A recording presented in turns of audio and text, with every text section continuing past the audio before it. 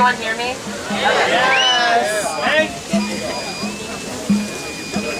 I just wanted to say a few things that I think we should consider as we meet today and as we continue to hopefully meet together and just like continue to organize together.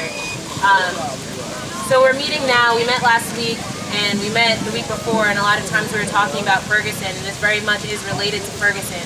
But I think it's very important for us to like understand that the general ideas behind us meeting is to talk about police brutality, to talk about police violence.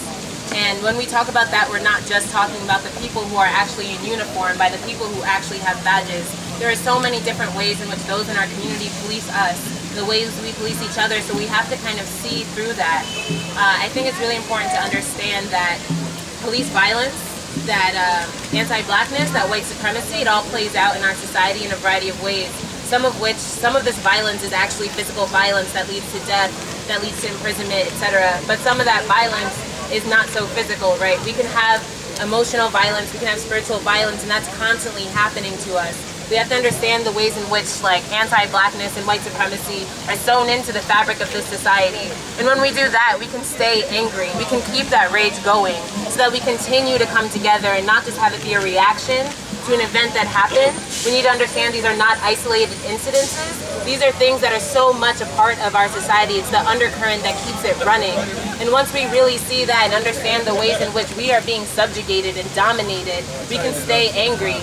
We need to keep that rage going so we can continue to organize with each other, to continue to see the ways in which we're all in community together. And as we do this, something that's really important is when we talk about Black death, when we talk about imprisonment, is to remember this happens to the whole community. It's not just Black men, it's just not brown men, it's Black women as well. The LGBTQ community is constantly being affected. We can't forget anyone. Because, we just like can't forget anyone. We're all important. If we don't see that and truly come together as a community as a whole to fight back, to resist, then there can be no productivity, right? So this event is called How Many More?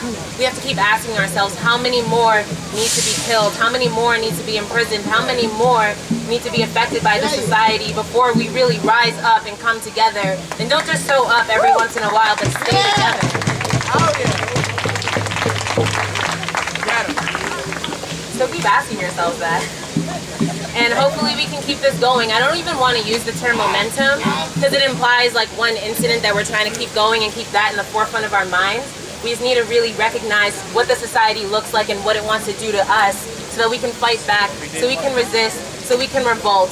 That's the general goal, is to create a better society, a new society, not fix this one. This society is not broken. The laws are not broken. They're the way they're supposed to be. So we need to recognize that so we can fight back.